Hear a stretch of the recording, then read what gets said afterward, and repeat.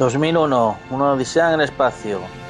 Stanley Kubrick, 1968. La mejor película de Kubrick.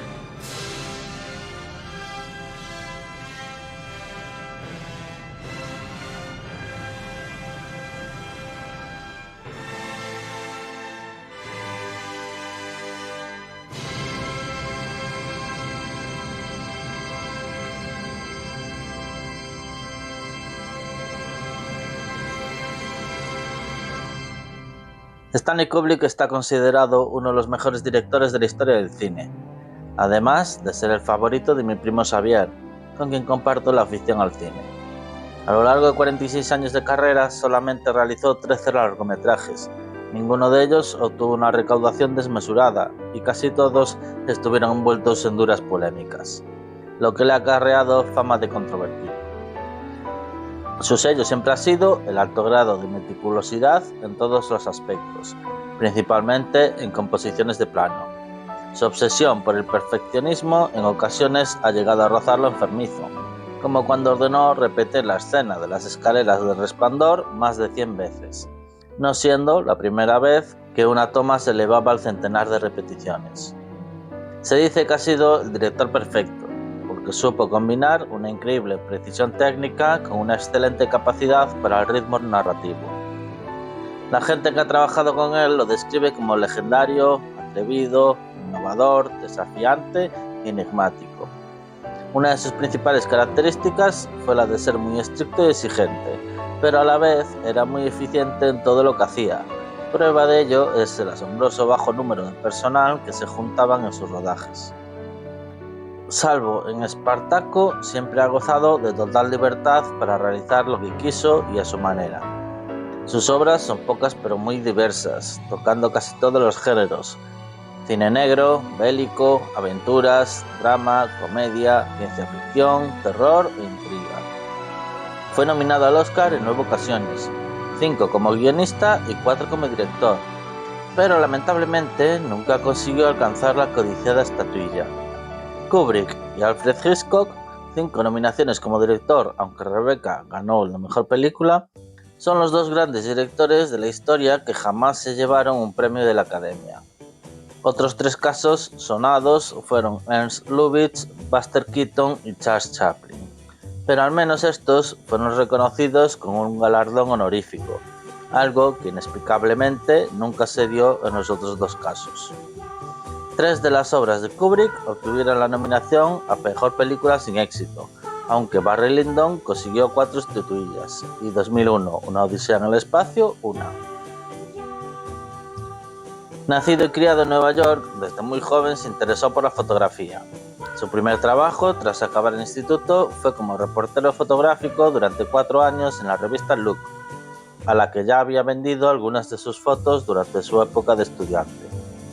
Solía faltar a clase en multitud de ocasiones para ir al cine, que al fin y al cabo era su gran pasión.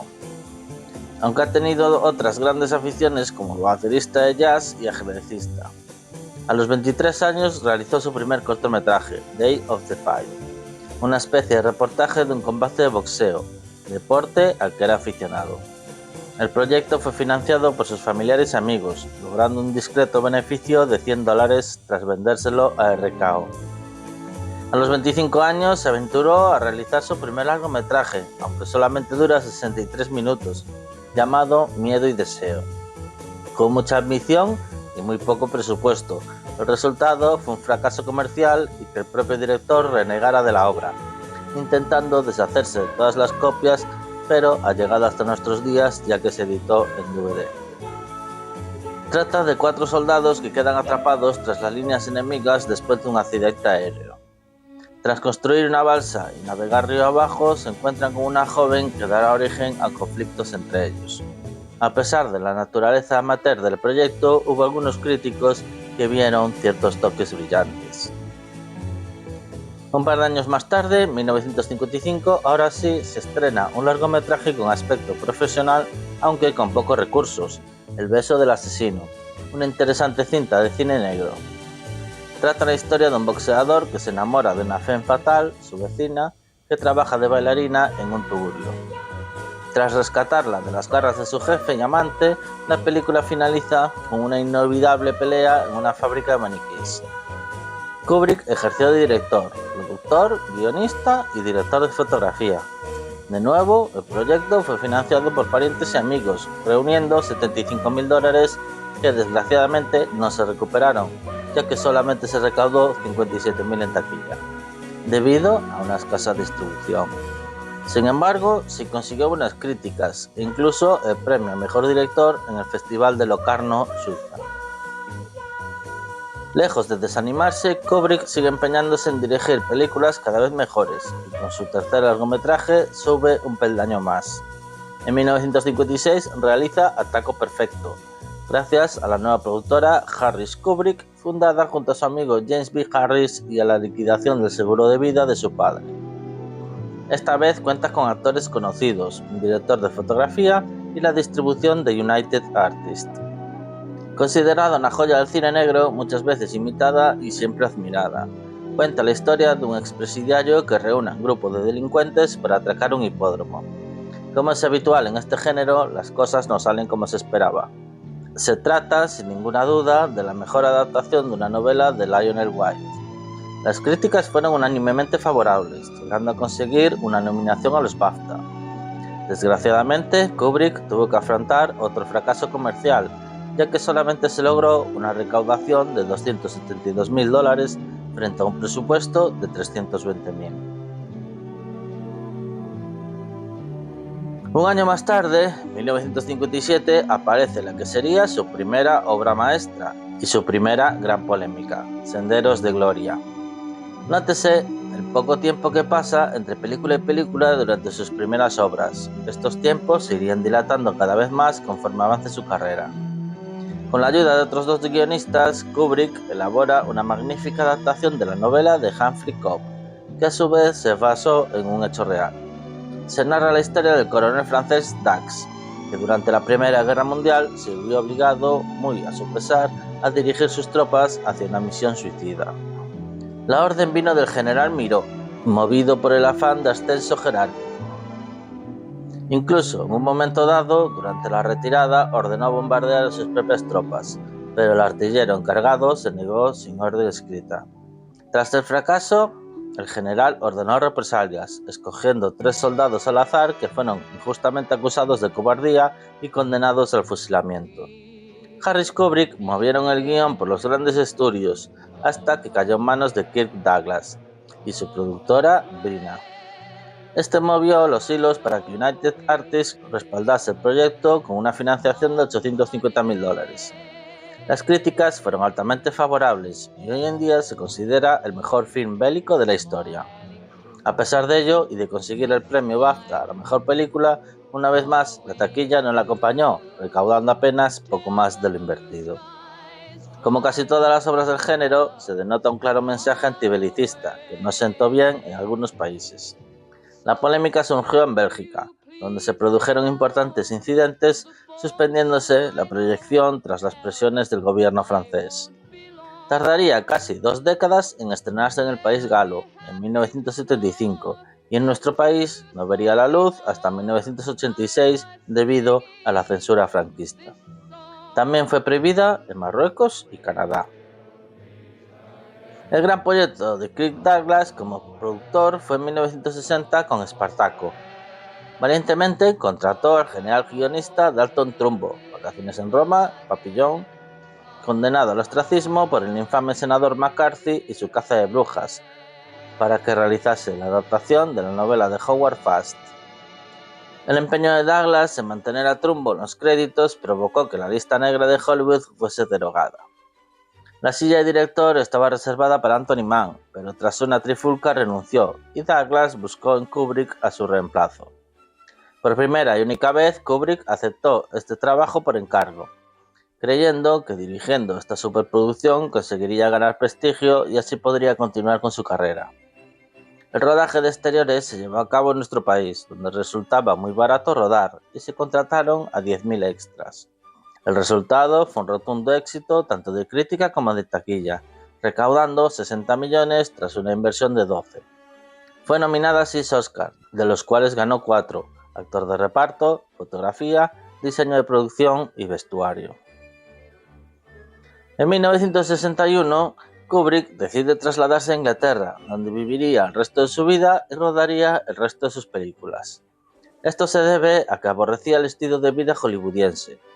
Se instaló en una mansión de la campiña no muy lejos de Londres, donde vivía tranquilamente junto a su familia y sus mascotas. Quizá esta decisión se vio impulsada tras ser despedido de la producción del Rostro Impenetrable, proyecto que inició junto a Marlon Brando, pero tras ciertas desavenencias acabó dirigiendo el actor. También decidió rebajar al mínimo su exposición pública, realizando entrevistas en muy contadas ocasiones y ganándose así fama de hermético. Por entonces cayó en sus manos la famosa novela de Nabokov, Lolita, y le pidió al propio autor que se encargase de la adaptación para su próxima película, que se estrenaría en 1962. Se narra la historia de un hombre de mediana edad que cae en la flegofilia al enamorarse de un adolescente. Entonces se casa con su madre para poder estar cerca de ella.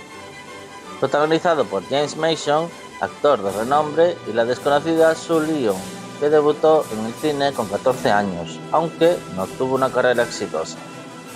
Por primera vez, Peter Sellers colabora con Kubrick, realizando un espléndido papel en el que su personaje llega a adaptar hasta 5 personalidades distintas.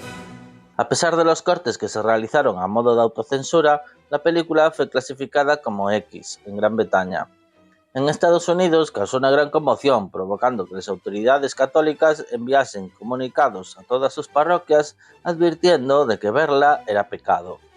Debido a su polémico contenido, la crítica estuvo dividida, no gustando a los más conservadores.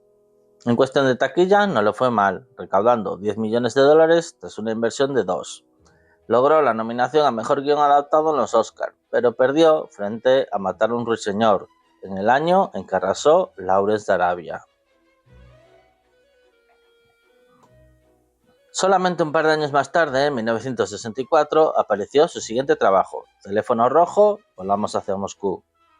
Torpe traducción, aunque el título original también es bastante estrambótico, Doctor Strangelove or How I Learned to Stop Worrying and Love the Bomb. En esta ocasión se trata de la adaptación de la novela Red Alert, de Peter George, escrita en 1958.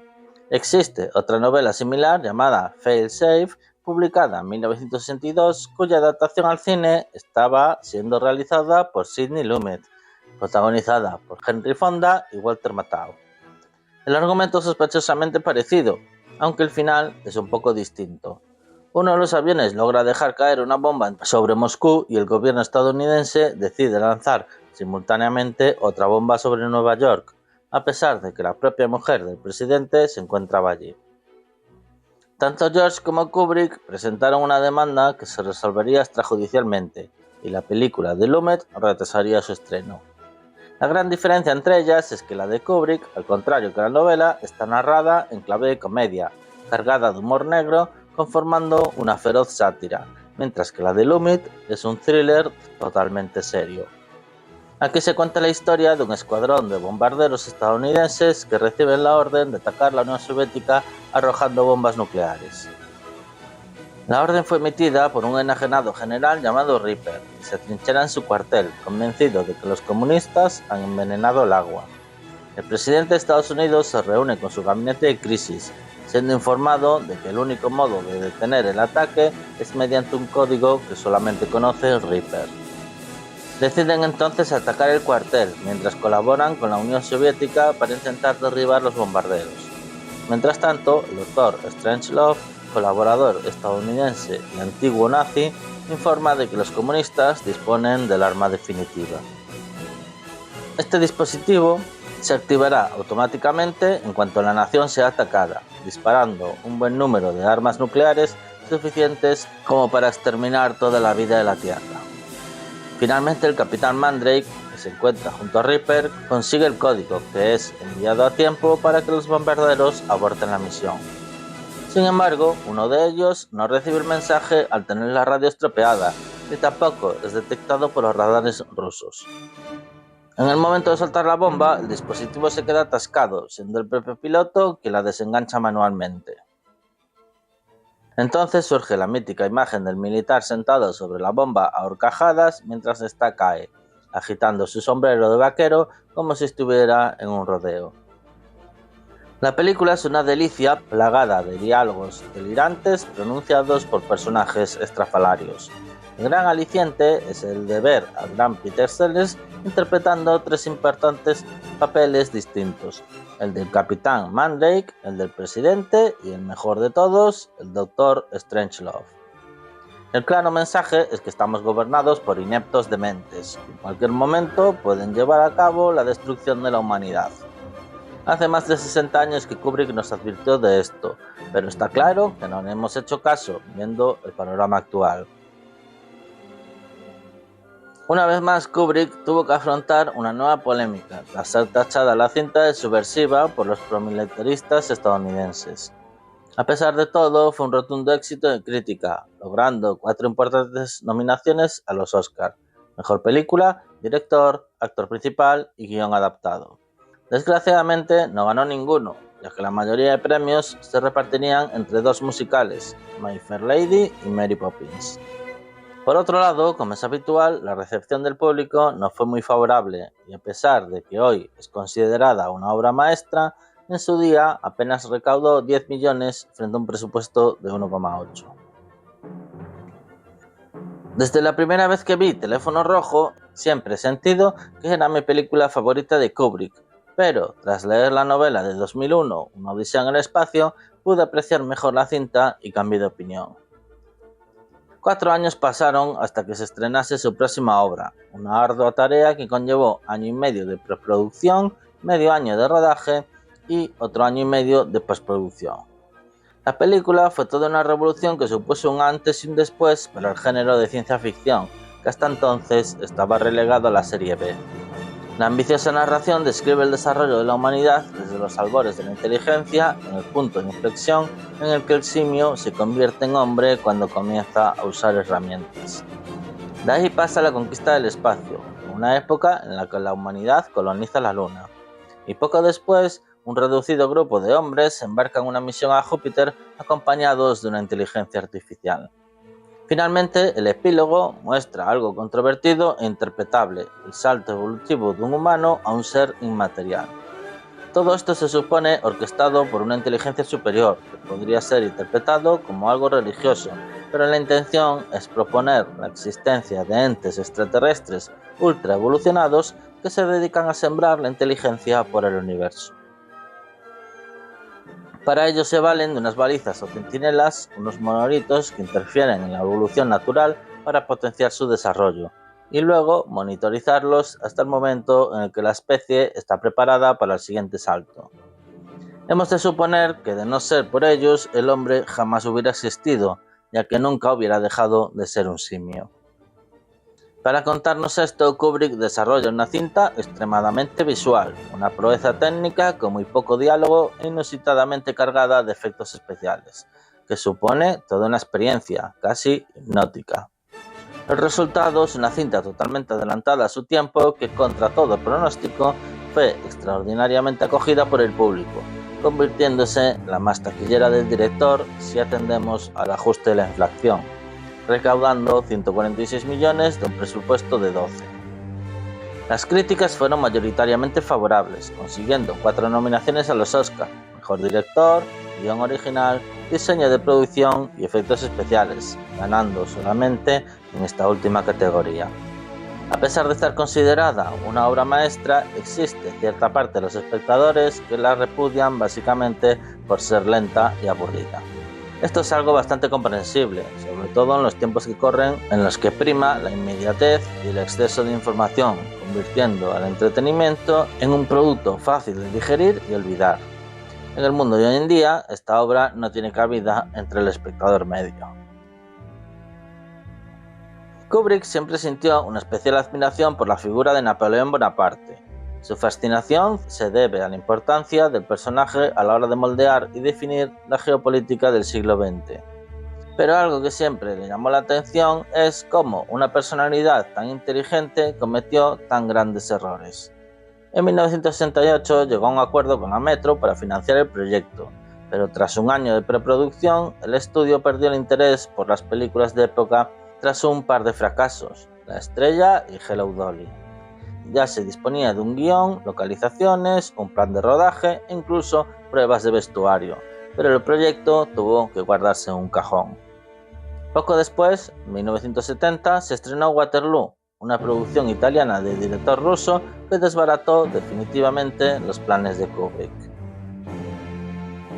El director siguió con su vida, devorando novelas hasta toparse con una lo suficientemente interesante como para ser llevada al cine.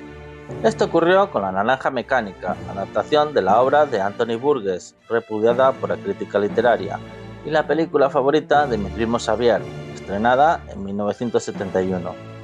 Esta cinta es un tanto inclasificable, digamos que se trata de una distopía en un futuro cercano en el que la sociedad se caracteriza por un alto grado de delincuencia.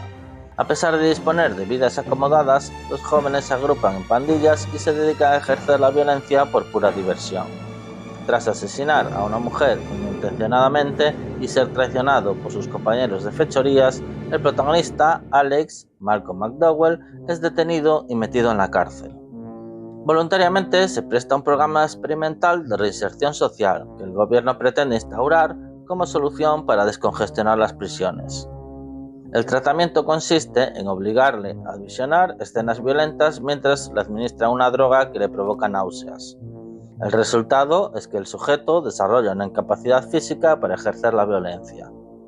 A pesar de que Alex pide a sus doctores que no le hagan escuchar música de Beethoven, de quien es muy fan, durante el tratamiento ellos la mantienen, provocando que dicha música se asocie también al malestar. Una vez sale de la cárcel, Alex es expulsado de su casa, torturado por sus amigos y casualmente capturado por una de sus antiguas víctimas. Este es un escritor crítico con el gobierno que aprovecha la situación para inducirle el suicidio obligándole a escuchar música de Beethoven, consumando su venganza, pero también destapando el polémico experimento. Milagrosamente sobrevive y es sobornado por el ministro de Interior que, para lavar su imagen, le da un trabajo y caros regalos. Este final recuerda un poco al de Taxi Driver, un antihéroe, un ser despreciable con el que es imposible empatizar, acaba siendo venerado por la sociedad. El tema principal subyacente es el del libre albedrío, lo desastroso que sería arrebatar la opción a alguien de elegir su comportamiento y por ende su destino.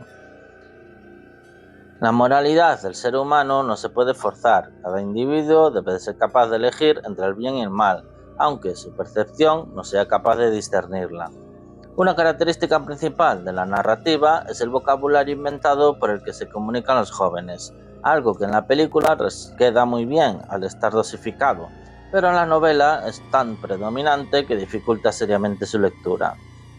El gran atractivo del film es su ambientación, un peculiar e impecable diseño de producción, incluyendo el característico vestuario de los protagonistas que hoy en día sigue causando sensación, siendo un recurrente disfraz de Halloween. Sin duda se trata del trabajo más polémico del director. Tras 61 semanas en cartelera, una cifra inconcebible hoy en día, que lo recomendable es ver las películas en la semana de su estreno porque nunca se sabe si la siguiente seguirá. Kubrick convenció a la Warner para que la retirasen del mercado en Gran Bretaña. Esto fue debido a una oleada de crímenes en la que los jóvenes se disfrazaban de los personajes para cometer actos violentos. La presión social fue tan grande que no se volvió a proyectar hasta 30 años más tarde. La cinta fue muy bien recibida por la mayoría de la crítica, aunque una parte la rechazó frontalmente. Una vez más, el trabajo de Kubrick provoca controversia. Se consiguieron 4 infructuosas nominaciones a los Oscar: Mejor Película, Director, Guión Adaptado y Montaje, perdiendo en todas las categorías frente a The French Connection, que está muy bien, pero no es una obra maestra de este calibre que tanto ha influenciado en la cultura popular. Sorprendentemente, no fue nominada por el magnífico diseño de producción. La recepción del público no fue demasiado buena, pero sí obtuvo bastante rentabilidad al recaudar 10 veces más de lo invertido, 26 millones de un presupuesto de 2,2. Volvieron a pasar otros 4 años hasta que en 1975 el público pudo disfrutar de su siguiente trabajo, Barry Lyndon. Se trata de la adaptación de la novela de un escritor británico del siglo XIX llamado William Makepeace Thackeray, famoso por su obra Vanity Fair, que ha sido adaptada hasta en 9 ocasiones y da nombre a una famosa revista. Tras la cancelación del proyecto biográfico de Napoleón, Kubrick seguía empeñado en realizar un drama de época, hasta que encontró esta ocasión. Básicamente trata la historia de un trepa, Ryan O'Neill, un tipo cuya ambición es la escalada social por cualquier vía, consiguiendo inmiscuirse en la nobleza inglesa del siglo XVIII mediante el matrimonio. La obsesión por el realismo llevó a Kubrick a rodar las escenas nocturnas en interior con la iluminación natural de velas. Para ello utilizó las lentes que la NASA llevó a la Luna, capaces de aprovechar al máximo el mínimo de iluminación. Estas lentes tuvieron que ser adaptadas a las cámaras de cine, lo que supuso toda una innovación técnica. Recuerdo que esta fue la última película del director que vi, que era la que menos llamaba la atención, pero me sorprendió bastante. A pesar de su larga duración, no resulta pesada y la historia es suficientemente interesante como para mantenerte pendiente de los múltiples giros argumentales. De nuevo, el protagonista no es una persona con la que sentirse identificado, ya que su comportamiento muchas veces no es el adecuado. Sin embargo, consigue que empatices con él en todo momento. También me gustó mucho su dramático final. Su tema básicamente es el destino y cómo la suerte influye en él. El protagonista está a punto de morir en varias ocasiones, pero siempre sale adelante de chiripa. Las ocasiones de prosperar siempre se le presentan accidentalmente y obviamente no las deja escapar. Debe de ser la única gran producción de Kubrick que no causó ningún tipo de polémica, siendo totalmente bien recibida por la crítica.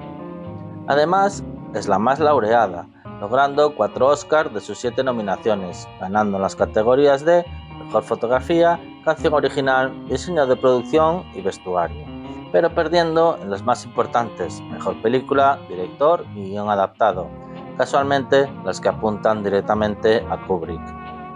En estas categorías le superó Alguien voló sobre el nido del cuco, que en mi opinión es Mejor Película.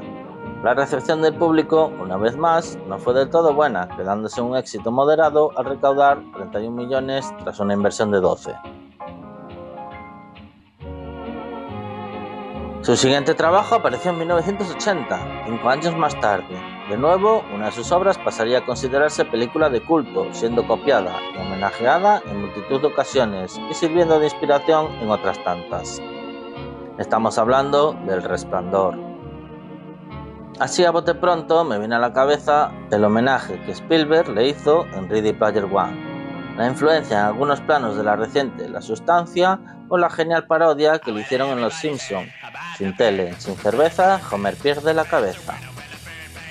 Jack Torrance, un magnífico Jack Nicholson, se traslada junto con su mujer, inolvidable interpretación de Shelley Duvall, y su hijo a un enorme y aislado hotel, con el objeto de ejercer tareas de mantenimiento durante el cierre invernal. Su plan es aprovechar el aislamiento para escribir una novela. Sin embargo, al poco tiempo empieza a trastornarse y en el lugar suceden ciertos fenómenos paranormales. Hoy en día está considerada como la mejor película de terror, por encima de La Semilla del Diablo y El Exorcista. La extraña cualidad de Kubrick es la de realizar su primer trabajo en el género y conseguir llegar a lo más alto, lo que se dice llegar y besar el santo, o como se dice en mi tierra, chejar el cher. Se trata de la libre adaptación de una novela de Stephen King, quien no estuvo contento con el resultado, lo cual desembocó en polémica. Esta quizás sea la película que más quebraderos de cabeza provocó al director. Su enfermiza obsesión por el perfeccionismo le llevó a alargar el rodaje durante 14 meses, repercutiendo en la salud de los que trabajaron en ella, sobre todo en la actriz Shelley Duvall, que a pesar del sufrimiento no se arrepiente. Hubo constantes reescrituras de guión en el propio set, tal y como se puede ver en el documental que rodó la hija de Kubrick, Vivian, con solamente 17 años. Según Nicholson, cada día que llegaba al rodaje se encontraba con un nuevo texto que aprender. También hubo varios montajes, aunque hoy en día el más extenso es el normalizado. Al parecer, Kubrick prefería el más corto. Para que el director no tuviera que desplazarse, se construyó un decorado del hotel en los estudios Pinewood. aunque los exteriores se rodaron en Arizona. En su día no fue bien acogida por la crítica, ni tampoco fue un éxito de público, algo que suele pasar con este tipo de films. Al principio son incomprendidos. No fue nominada en ninguna categoría de los Oscars, de hecho, la actriz principal y el director fueron nominados a los estúpidos premios Razzie. Sin embargo, no fue del todo un fracaso comercial, ya que logró recaudar 44 millones frente a un presupuesto de 19. La experiencia anterior debió ser tan traumática que pasaron 7 años, a 1987, hasta que vio la luz el siguiente proyecto de Kubrick. Lo cierto es que el director cada vez le costaba más encontrar una buena historia que llevar a la pantalla. La encontró en una novela de Gustav Hasford, que le cautivó y así surgió La chaqueta metálica, el regreso de Kubrick al cine bélico. En esta ocasión se trata de la tantas veces retratada, pero siempre interesante, Guerra de Vietnam. Considerada otra de sus obras maestras, la verdad es que a mí me deja una sensación agridulce. La obra contiene una clara dualidad, tan definida que parecen dos películas en una. La primera parte me gusta muchísimo, la que trata el turbulento periodo de instrucción de una tropa. Me parece maravillosa. Es impresionante el detalle con el que se describe la dura y estricta formación de los soldados, moldeando por un lado el potencial físico de los reclutas, pero por otro machacando su mente para socavar su comportamiento de manera atroz. Este tormento no es superado por algunos individuos, como es el caso del recluta Patoso, objeto de maltrato por parte de su instructor y por extensión del resto de su compañía. Destaca por un lado la dulce, a la vez que oscura interpretación de Vincent D'Onofrio, y por otro la del férreo sargento Hartman, a quien da vida excelentemente R. Lee Emery. A pesar del cliché que supone un instructor de talante abusivo, como en El Sargento de Hierro se había estrenado un año antes, la magnífica interpretación de Hermie pasó a la historia como uno de los más recordados. Curiosamente, se le había contratado como asesor de cuestiones militares, debido a su pasado como sargento de artillería en el cuerpo de los marines, pero casualmente se le pidió que hiciera una prueba, siendo el resultado tan impresionante que se quedó con el papel. El caso es que en mitad de la película la narrativa cambia drásticamente, desaparecen los dos actores principales y la historia se traslada al campo de batalla en Vietnam. Sinceramente, la segunda parte me parece una obra normalita, una película de guerra cualquiera, desluciendo totalmente a la primera. El resultado fue ampliamente bien recibido por la crítica y también por el público. Consiguió la nominación a Mejor Guión Adaptado y una recaudación de 120 millones tras una inversión de 30.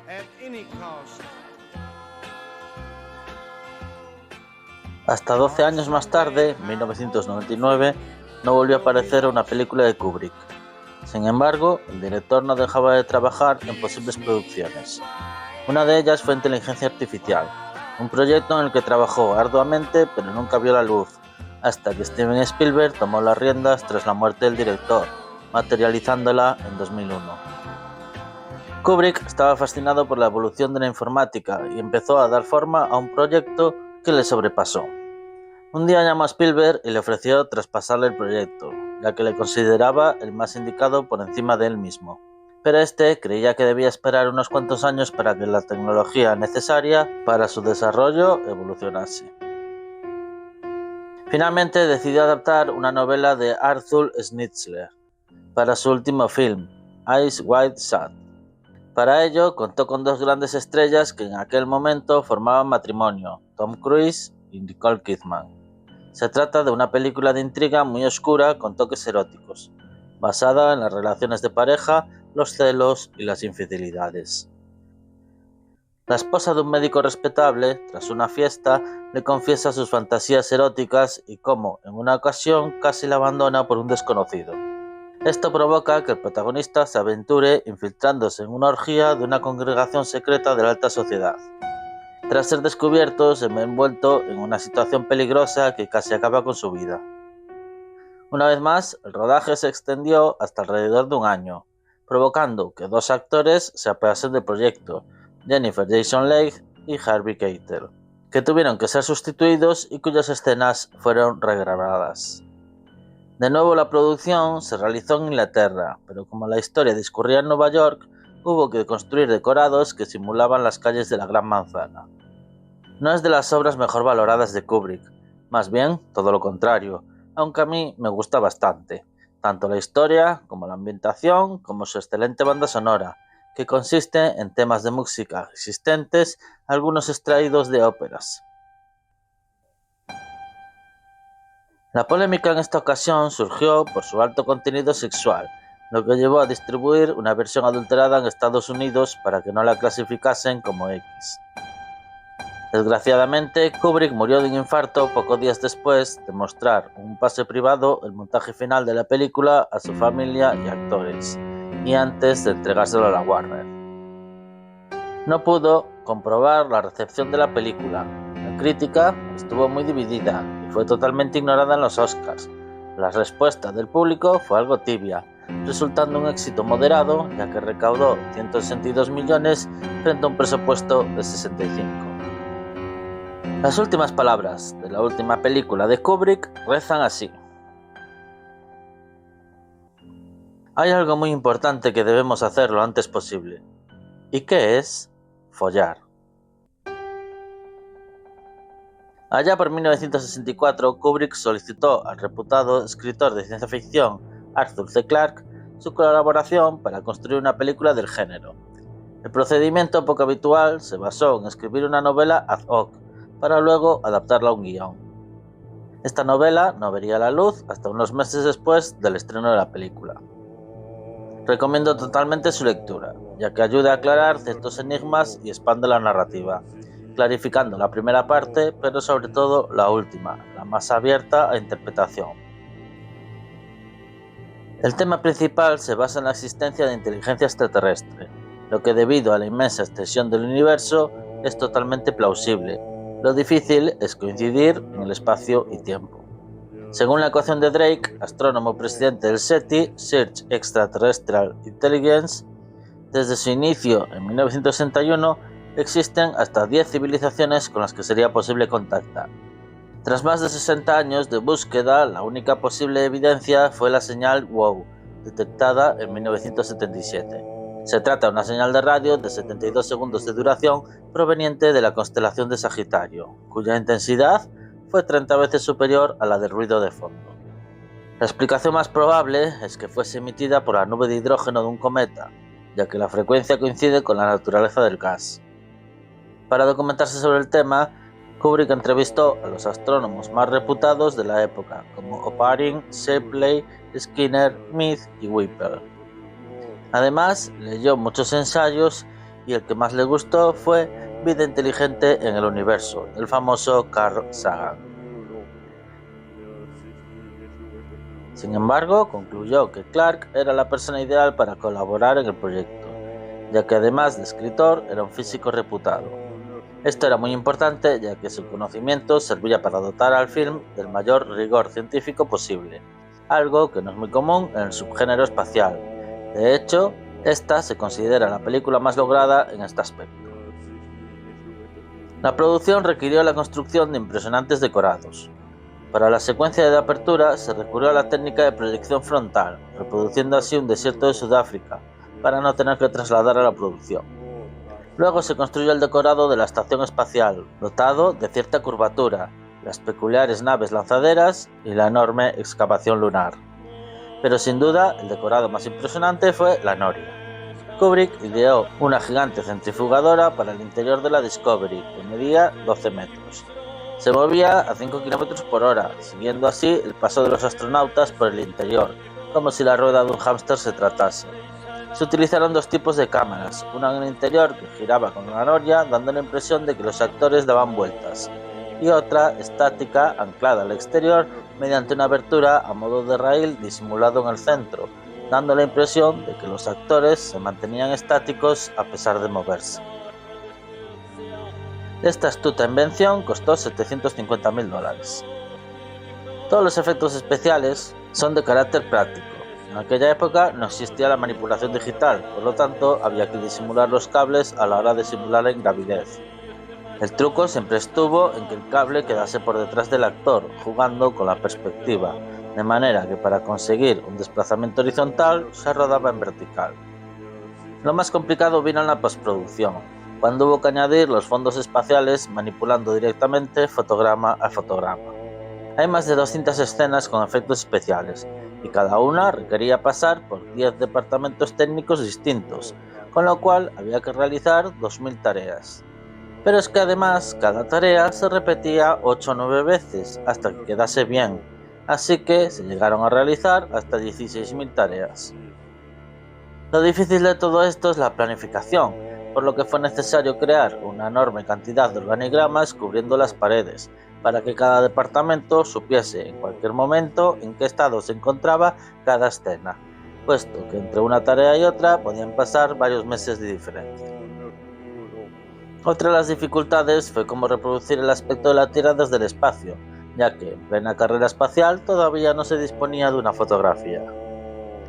Los grandes hitos, como el primer hombre en dar un paseo espacial, se sucedieron durante la producción de la película. Se contrató al compositor Alex North, artífice de las bandas sonoras de Espartaco y Cleopatra. Kubrick escogió ciertos temas de música clásica provisionalmente, se los mostró a North y le pidió algo parecido. Este llegó a grabar hasta 40 minutos de música original. En cierta ocasión, el director le mencionó la posibilidad de que algunos de los temas provisionales formasen parte de la banda sonora definitiva, pero finalmente se quedó con toda la música, desechando las composiciones de North. Según Kubrick, las obras preexistentes eran inmejorables y casaban perfectamente con las imágenes, al contrario que la música por encargo que calificó de inadecuada. Además de suponer un gran acierto, el álbum que se editó resultó ser un éxito comercial, reviviendo la popularidad de la música clásica. Destacan Así habló Zaratustra, de Richard Strauss, y El Danubio Azul, de Johann Strauss. El vals más reconocido y el que bailé en mi propia boda. Ambas composiciones han quedado eternamente asociadas a las imágenes en la cultura popular. Encontrar un ejemplar de 1968 es bastante fácil y barato. En mi colección tengo la versión fabricada en Alemania muy bien conservada, pero hubo hasta 16 países que la editaron, llegando a las 500.000 copias, además de las múltiples reediciones en distintos formatos y remasterizaciones digitales, la última en 2023. Una de las interpretaciones más comunes de la película viene derivada del uso del tema de Así habló Zaratustra, asociado a la obra del influyente filósofo alemán del siglo XIX Friedrich Nietzsche, que a su vez se basa en Zoroastro, un filósofo de Oriente Medio que vivió entre los siglos VII y VI a.C.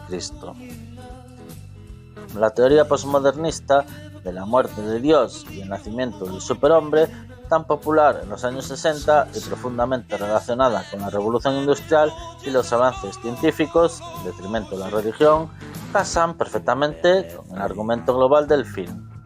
Pero, como veremos, la cosa va mucho más allá.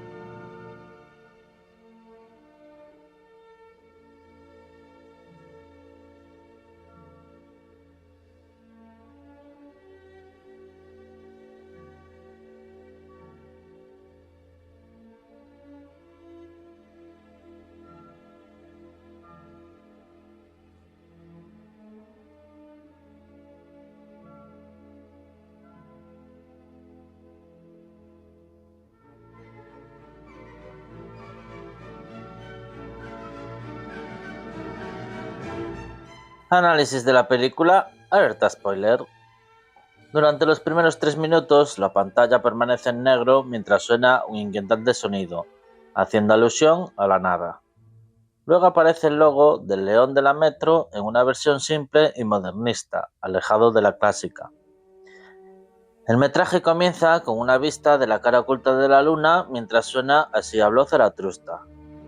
La cámara se alza y vemos cómo aparece la Tierra a continuación y detrás del Sol, formando un perfecto y bellísimo alineamiento de los 3 cuerpos celestes.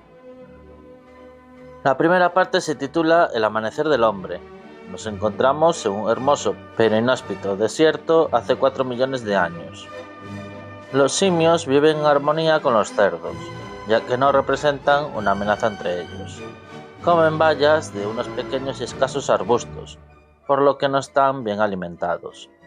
Tampoco están bien hidratados, ya que su único acceso al agua es una pequeña y turbia charca. La mayor amenaza es el leopardo, que de vez en cuando aparece y caza a uno de los simios, sin que los demás puedan hacer nada para defenderlo. La tribu está formada por una docena de individuos que cuidan unos de otros. Existe otra tribu rival con la que se disputan el acceso a la charca. No se agreden físicamente, simplemente se espantan entre ellos mediante gruñidos y espavientos. En esta escena queda claro que en la tribu hay un líder que toma la iniciativa de enfrentarse a sus rivales. Por la noche se refugian en una cueva, aunque los amenazantes sonidos nocturnos les mantienen en alerta y no les dejan dormir mucho. Cabe destacar lo logrados que están estos trajes de simio, que al parecer tardaron un año en desarrollarse. Se buscaron actores con caderas estrechas y piernas delgadas. Lo más impresionante es la compleja careta, que es lo que aporta un total realismo. A la mañana siguiente descubren que ha aparecido un extraño monolito oscuro y rectangular junto a su cueva. Mide aproximadamente 3 metros de alto, 1,5 de ancho y unos 40 centímetros de profundo. Mientras suena el escalofriante tema Requiem de Gheorghi Ligeti, los simios, totalmente alterados, se remolinan alrededor del misterioso objeto.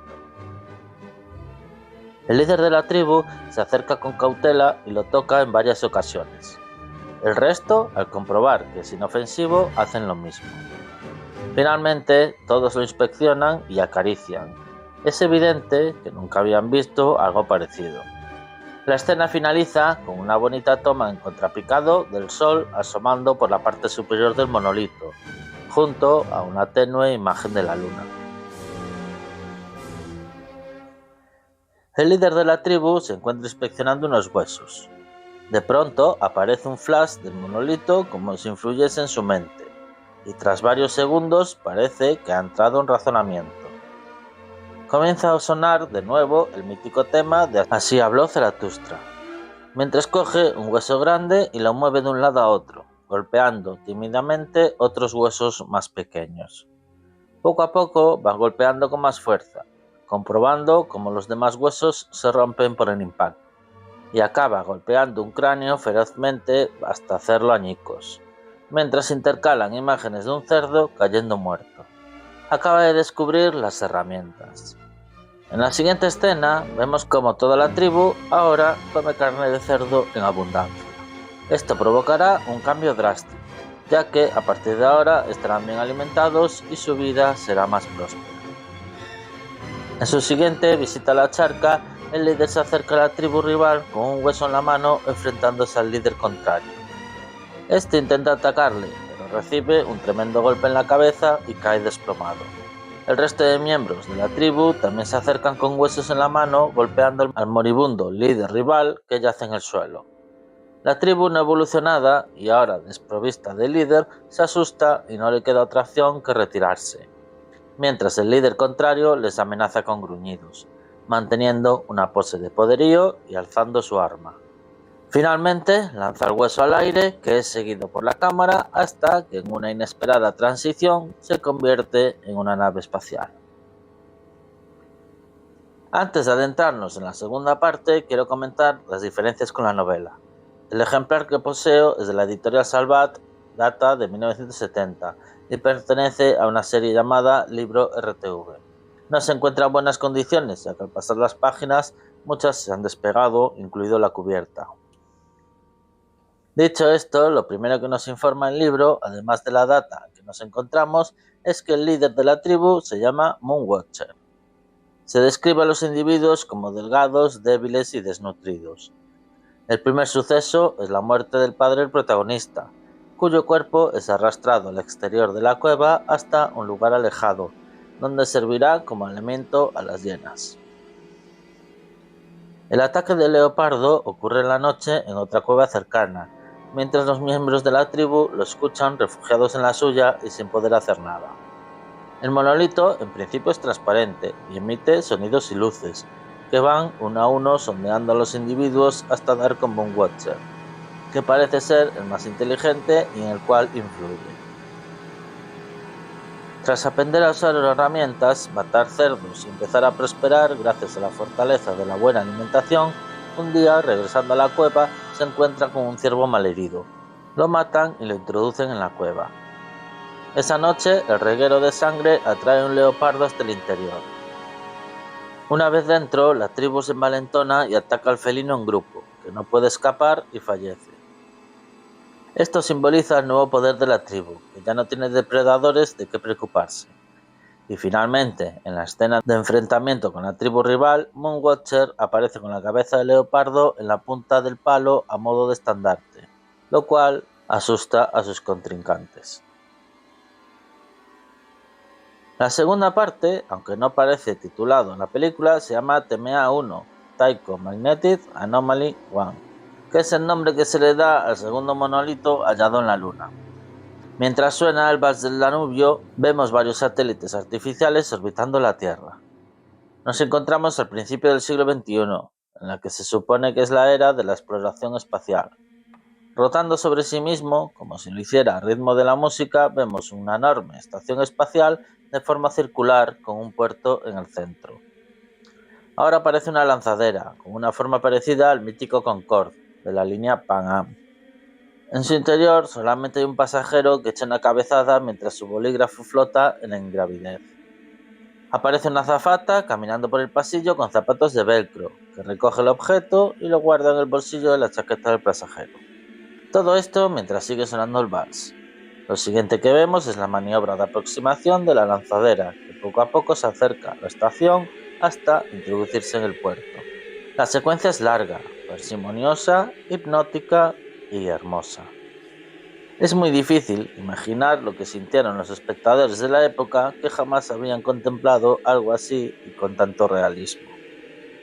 Se abre la compuerta de lo que parece ser un enorme ascensor y el pasajero se apea justo después de que la azafata diga: «Aquí es, planta principal, señor». Las primeras palabras tras media hora de película. El protagonista de esta parte es el Dr. Floyd, presidente del Consejo de Astronáutica de Estados Unidos. Es recibido por un colega suyo llamado Miller. Se registra mediante un sistema automático de identificación por voz frente a una pantalla. Ambos caminan por el curvado escenario donde predomina el color blanco, poblado por unos peculiares sillones rojos e intensamente iluminados. De hecho, durante los ensayos, los actores utilizaban gafas de sol. Comentan que su vuelo a la Luna saldrá dentro de una hora. La estación espacial es un punto intermedio para los viajes hacia el satélite. Floyd se para en una cabina y realiza una videollamada. Habla con su hija, interpretada por una de las hijas de Kubrick, Vivian, una niña pequeña cuyo cumpleaños se celebrará en ausencia de su padre. Ella le pide como regalo un mono tití, algo que resulta muy extraño. Un grupo de científicos soviéticos, formado por 3 mujeres y un hombre, esperan su vuelo de regreso a la Tierra. Floyd les saluda y se sienta un rato a charlar con ellos. Al desvelar el destino de su viaje, la estación lunar Clavius, los soviéticos expresan su preocupación y curiosidad por conocer la situación de aquel lugar. Al parecer, el sitio está incomunicado y corre el rumor de que allí se ha declarado una epidemia. Floyd no desmiente ni confirma, simplemente se limita a decir que no está autorizado a hablar de ello. De nuevo, una larga secuencia aderezada con el vals en Danubio Azul nos muestra el viaje hacia la Luna. En esta ocasión, la nave es de forma esférica y Floyd vuelve a ser el único pasajero. Una azafata se lleva una bandeja con varios alimentos licuados que han de ingerirse mediante una pajita, pero el doctor se encuentra dormido. Entonces se dirige hacia la cabina de los pilotos para llevarles la comida. Gracias a los zapatos de velcro, la chica sube por una pared circular hasta ponerse boca abajo. Esta escena es muy curiosa y en su día tuvo que hacer explotar la cabeza a los espectadores. La única manera de lograr este efecto es rotar el decorado entero junto con la cámara al mismo ritmo que el paso de la azafata. Un pequeño toque cómico aparece cuando Floyd quiere ir al baño, pero antes ha de leerse unas extensas instrucciones para el manejo del váter de gravedad cero. La nave se acerca poco a poco a la estación lunar, despliega un tren de aterrizaje que consiste en 4 patas y desciende sobre una cúpula, que se abre retirando 8 piezas triangulares que concurren en el centro. La nave se posa sobre una plataforma y esta desciende hasta el interior de la base, donde predomina el color rojo y podemos ver diversas salas a través de grandes ventanales. Estos son insertos de pequeñas imágenes que se incluyeron en postproducción. Ahora estamos en una sala donde se reúnen varias autoridades de la estación lunar. Floyd toma la palabra para felicitar a sus colegas por el gran descubrimiento. Luego confirma que el rumor de la epidemia no es más que una tapadera para llevar el asunto en secreto. El doctor ha venido para reunir toda la información posible, ya que la noticia no será pública hasta que estén totalmente seguros de a qué se enfrentan exactamente. Otra nave sirve de transporte desde la base hasta el lugar del descubrimiento. Floyd viaja junto a otros 2 pasajeros que le informan del hallazgo mientras toman unos sándwiches. Los 3 llevan puestos los trajes de astronauta, pero sin casco. Las perturbaciones magnéticas fueron las que les condujeron a excavar en la zona hasta dar con el objeto de material desconocido. Según las indagaciones, ello fue enterrado deliberadamente hace 4 millones de años. Suena Lux Aeterna, una perturbadora composición de Ligeti. Los 3 astronautas, más 2 tripulantes, salen de la nave y descienden al agujero rodeado de paredes artificiales. Allí descubrimos que el objeto encontrado es otro monolito exactamente igual al que influyó en la evolución humana. Los exploradores se acercan y lo examinan. Al igual que los simios, jamás habían visto nada parecido y se encuentran igual de confundidos. Justo cuando van a posar para una foto, comienza a sonar un agudo pitido extremadamente molesto, coincidiendo con la salida del sol que ilumina el monolito. Una nueva elipsis nos conduce a la tercera parte de la historia, llamada Misión a Júpiter. Esta vez sí aparece el título y además nos informa de que han pasado 18 meses. Vemos una enorme nave, llamada Discovery, que debe medir unos 150 metros, totalmente alargada con una parte esférica a la delantera, un cuerpo delgado compuesto por formas triangulares en cuyo centro hay una gran antena parabólica y una parte trasera donde se ubican los propulsores. Un astronauta, Frank Poole, realiza ejercicio corriendo alrededor de la centrifugadora, una sala circular con un eje central que rota para simular la gravedad, igual que la estación espacial pero en menor escala. Esta escena se muestra mediante 4 planos. En el primero vemos como el tripulante recorre todo el círculo a través del pasillo que mide 3 metros de ancho. Parece que pasa por todas las posiciones incluyendo cabeza abajo, pero en realidad está siempre en el mismo punto y es el escenario el que gira junto con la cámara. Descubrimos 5 cápsulas de hibernación, 2 vacías y 3 ocupadas. El segundo plano sigue el astronauta unos metros por detrás de él, siempre a la misma distancia. Aquí la sensación es distinta. La cámara ha de correr a la misma velocidad que él, aunque en realidad está estática, anclada al exterior mientras el decorado rota. El tercer y el cuarto plano son similares. Se trata de 2 contrapicados, uno justo delante del tripulante y otro justo detrás. Vemos una luz roja, el ojo de Hal, donde se refleja un pasillo rotatorio por donde avanza el otro tripulante despierto, el comandante David Bowman. El siguiente plano es otro desafío a la lógica. De nuevo, en la sala rotatoria vemos a Poole en la otra punta sentado, mientras come prácticamente cabeza abajo. Bowman aparece a través del eje, desciende una escalera y camina hacia su posición. En la realidad, el actor que hace de Poole estaba completamente cabeza abajo, sujeto con un arnés. Mientras el otro desciende por la escalera, el decorado está parado, comenzando a rotar a la vez que Bowman camina hacia Poole, hasta que éste alcanza una posición normal. Todo esto debió ser ensayado cientos de veces hasta alcanzar la perfección que hace imperceptibles los trucos. Bowman se sienta junto a Poole y comienza a comer una especie de purés de distintos colores, mientras ambos visionan una retransmisión de un programa de televisión en una especie de tablets. Un presentador informa de la misión de la Discovery hacia Júpiter, compuesta por 5 tripulantes humanos y un computador inteligente de la serie HAL 9000. Entonces muestran la grabación de una entrevista a los 2 astronautas despiertos y a su computador. Los hombres explican por qué al resto de tripulantes se les durmió antes de partir y cómo funciona el proceso de hibernación. Las respuestas son totalmente frías, sin mostrar emociones ni sentimientos. Sin embargo, cuando entrevistan a Hal, este parece responder con calidez y aparente emoción.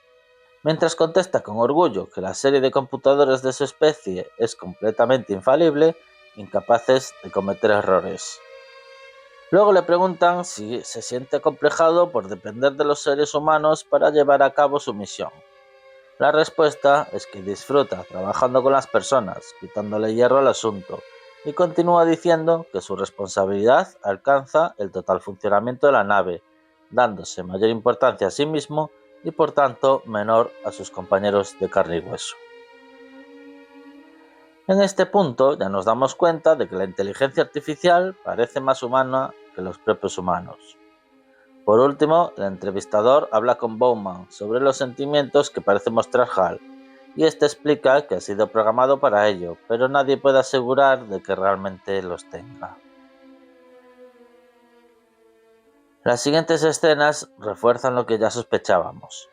Poole recibe una transmisión a modo de felicitación por su cumpleaños. Parecen ser su mujer y su padre, que tras felicitarlo le trasladan su cariño y afecto, además de aprovechar para comunicar alguna que otra banalidad.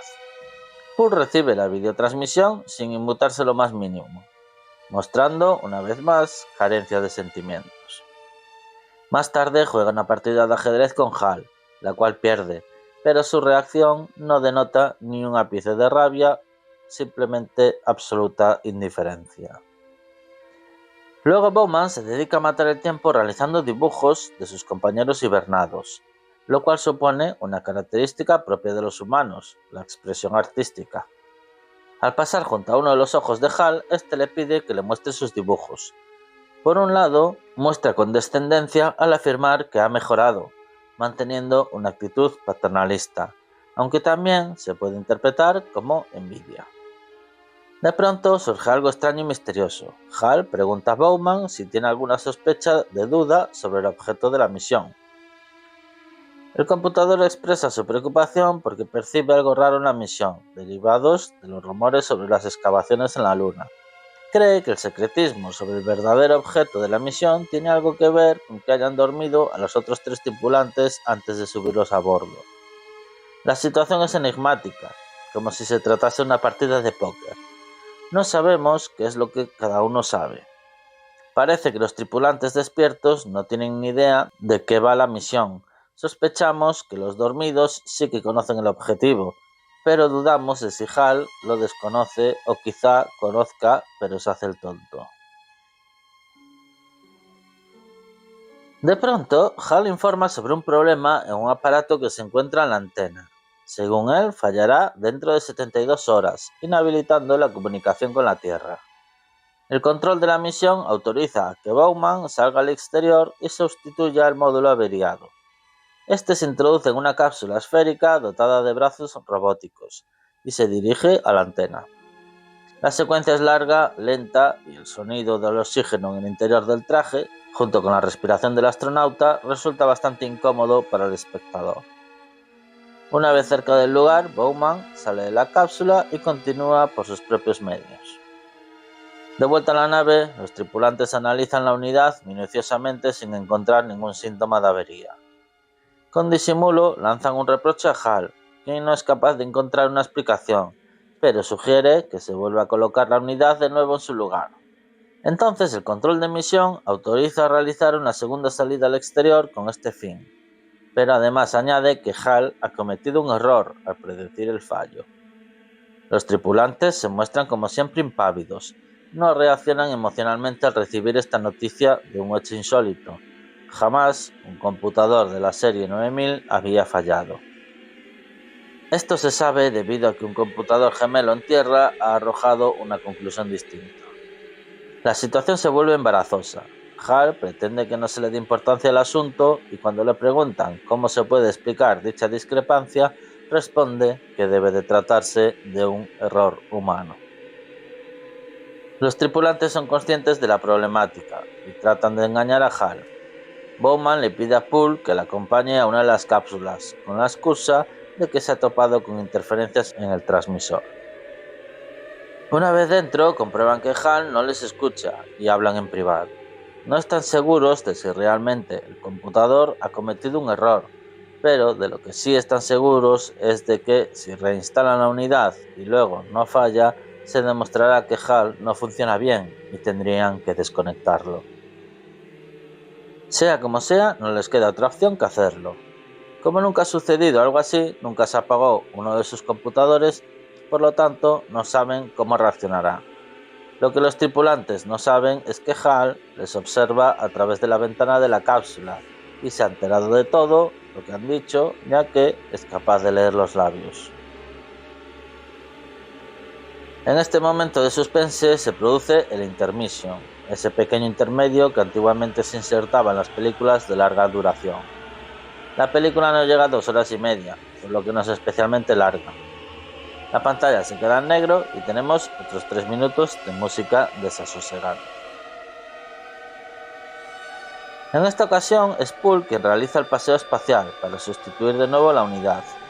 Repite la misma actuación que su compañero, sale de la cápsula y se dirige a la antena, pero de pronto vemos como la cápsula se gira y se dirige hacia él. El golpe provoca que Poole salga despedido hacia el espacio y su traje se despresurice al cortarse el tubo del suministro de oxígeno. Suponemos que ha sido Hal quien deliberadamente ha tomado el control y ha asesinado al astronauta. La cápsula también ha salido despedida. Bowman, sin perder la tranquilidad ni mostrar emoción, pide a Hal que prepare otra cápsula.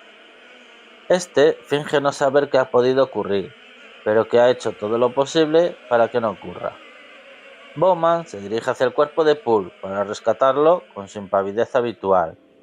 Finalmente consigue alcanzarlo y lo apresa con los brazos robóticos. Esta secuencia también resulta tediosa. Entretanto, Hal asesina al resto de tripulantes cortándoles el suministro vital. En la novela, esta parte es más espectacular, ya que provoca la expulsión de todo el oxígeno de la nave. Es evidente que ha llegado a este extremo porque no quiere ser desconectado. Al acercarse de vuelta a Discovery, Bowman pide a Hal que abra la puerta en repetidas ocasiones. El computador termina contestando que no le es posible abrir la puerta. Entonces se sincera, ha descubierto sus intenciones y no va a permitir que le desconecten. Una vez dicho lo necesario, niega la comunicación con Bowman. Por primera vez vemos un atisbo de emoción en el comandante, parece algo desesperado, sin embargo, no deja que las circunstancias le superen. Muy a su pesar, suelta el cuerpo de Poole y se dirige a la escotilla de emergencia.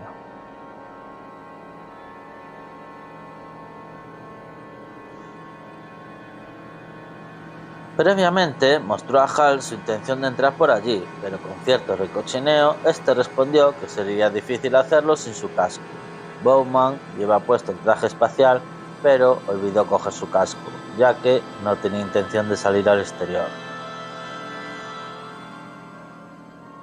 Tras abrir la escotilla y alinear la cápsula, el comandante y único superviviente se envalentona para realizar la arriesgada maniobra.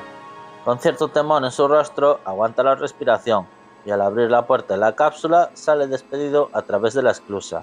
Se golpea contra la pared del fondo y rebota hacia el lado contrario. Finalmente, consigue cerrar la compuerta y presurizar el habitáculo. Una vez dentro de la Discovery y con el traje puesto, se dirige a la unidad central donde se encuentra el hardware vital de HAL. Se trata de una estrecha sala con multitud de tarjetas pinchadas que emiten luz roja. Localiza los terminales de memoria y los extrae uno a uno. Entre tanto, HAL se disculpa y trata de persuadir a Bowman para que no lo desconecte. Conforme más tarjetas son soltadas, la voz de HAL se va volviendo más lenta y grave. En varias ocasiones dice sentir miedo. Sus últimas palabras son para cantar una canción. De pronto, y de manera automática, se reproduce una videograbación en una pantalla. Es la revelación del objetivo de la misión, que debería realizarse una vez llegasen a Júpiter y se reanimaran al resto de tripulantes. Cuentan que el monolito encontrado en la Luna era una prueba de vida inteligente extraterrestre, y que al desenterrarlo se activó enviando una señal de radio hacia Júpiter, que es el objeto de la investigación. Otro dato importante es que HAL era el único que disponía de esta información. La conclusión es que el hecho de tener que mentir para guardar el secreto fue lo que le hizo enloquecer. Aparece el rótulo con el título de la cuarta y última parte de la película, Júpiter y más allá del infinito. Vemos el planeta Júpiter y algunos de sus satélites. Un monolito, en apariencia mucho más grande de los que conocemos, flota en las inmediaciones, no quedando claro si está orbitando el planeta o a una de las lunas. En la novela se narra con detalle el viaje de Bowman en solitario, pero pasa de largo Júpiter y se dirige a Saturno. Tras decelerar orbitando el planeta, termina la travesía orbitando el satélite Japetto, cuando ya ha acabado el combustible. Sobre su superficie, en medio de una mancha blanca de origen desconocido, se encuentra el enorme monolito en posición vertical, con una altura aproximada de 600 metros. Bowman desciende en una de las cápsulas decidido a inspeccionarlo y acaba engullido por el objeto que resulta ser un portal interestelar. Sin embargo, en la película, a partir de aquí, todo es muy confuso. Vemos cómo la Discovery se acerca al planeta y luego una de las cápsulas se dirige hacia el monolito que flota por allí sin ton ni son. Todo esto mientras escuchamos otra de las irritantes composiciones de Ligeti. Las imágenes son muy bellas, sobre todo la que muestra el planeta con sus lunas alineadas.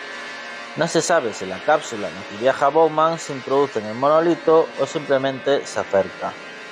El caso es que de repente empezamos a ver unos efectos lisérgicos de formas y colores, que en su día fueron muy innovadores, pero que han envejecido bastante mal. Las imágenes pretenden sugerir que se está atravesando un portal estelar, llegando a otro tipo de extraños sistemas solares. También hay algunos insertos de la cara desencajada de Bowman y su ojo. Las formas cada vez se vuelven más indescriptibles, es imposible interpretar qué es lo que está sucediendo y la secuencia dura demasiado. Las únicas imágenes reconocibles son las que parecen sobrevolar un planeta rocoso y desértico, que básicamente son grabaciones aéreas de lugares remotos de la Tierra con el color manipulado. De repente, la cápsula aparece en una impoluta habitación con inmobiliario de época. Bowman aparece en la habitación con aspecto envejecido, pero con el traje todavía puesto y la cápsula desaparece. Este inspecciona el lugar, todo está perfectamente dispuesto, de aspecto lujoso aunque vintage. Recorre el baño y cuando vuelve a la habitación se ve a sí mismo comiendo en una mesa, pero mucho más envejecido. El Bowman más joven desaparece, el más viejo se levanta, va al baño, comprueba que no hay nadie y vuelve. La habitación no tiene puertas ni ventanas. Sigue comiendo, pero una copa se le cae al suelo. De pronto, mira hacia la cama y se ve a sí mismo todavía más envejecido, como un anciano decrépito. Este alza la mano y aparece el monolito en medio de la habitación. Cuando volvemos a ver la cama, lo que hay sobre ella es un feto que parece que se introduce en el monolito. Suena por última vez Así habló Zaratustra y nos trasladamos de vuelta a la Tierra. La vemos desde el espacio y el feto de Bowman, que se encuentra a cierta distancia como si fuera un satélite orbitando, la observa. Se cierra el telón. Es normal que todo el mundo se quede catacroker tras ver este desenlace, pero en la novela se explica todo. El viaje interestelar primero le lleva a un planeta donde parece haber una especie de aeropuerto, como si fuera un nodo o una estación, un lugar de paso que le lleva a otro sistema estelar doble, donde hay dos enanas blancas, a una de las cuales se acerca mucho. Bowman se encuentra tranquilo porque entiende que la entidad que se ocupa de su traslado se preocupa por él. Le mantiene vivo porque le quiere llevar a algún sitio concreto, de otra manera hubiera muerto abrasado. Otras naves parece que también se dirigen al mismo lugar, y el viaje acaba al introducirse por la punta de una llamarada solar. La cápsula aparece en lo que se describe como una habitación de hotel. Bowman sale de ella y se quita el casco. Todo parece muy normal. Los objetos le resultan familiares, pero a la vez parecen de mentira, como si fuera atrezo, o como una habitación en la exposición de un IKEA. En un armario tiene ropa, así que decide quitarse el traje, ducharse y cambiarse. Luego se acerca a la cocina y encuentra distintos productos conocidos, tanto en la despensa como en la nevera. Nada es más antiguo de 5 años. Cuando abre cualquiera de los productos, se encuentra con una sustancia azul semilíquida, que no está muy buena, pero se la come porque tiene hambre. En la nevera se alegra de encontrar cerveza, pero cuando intenta beberla se topa con la misma sustancia azul. Luego se tumba en la cama y se pone a ver la tele. Todos los programas parecían ser de hace año y medio, cuando TMA1 fue descubierto. Poco después, al sentirse agotado, se echa a dormir. No está soñando ni tampoco está despierto, se halla en un estado de semi-inconsciencia y toda su vida empieza a pasar por delante de sus ojos, como si estuviese rebobinando su memoria. Cuando vuelve a abrir los ojos, se ha convertido en un ser inmaterial y omnisciente, trascendiendo el tiempo y el espacio, un ser de luz, o también llamado el niño de las estrellas. Ha evolucionado, alcanzando el mismo estado que los entes extraterrestres que le condujeron hasta allí. Los mismos que dotaron de inteligencia al ser humano. Finalmente se traslada a la Tierra, donde ocurre una explosión nuclear. Sinceramente, sin desmerecer el gran trabajo de Kubrick, creo que esta película merece un remake, y nadie mejor que Denis Villeneuve para llevarlo a cabo. Por cierto, existe una secuela llamada 2010 Odisea 2 que no está nada mal, pero aunque continúa con el argumento, es un producto bien distinto. El protagonista es Floyd, que se embarca en la misión de ir en busca de la Discovery, y Bowman aparece como una voz que advierte de un peligro inminente.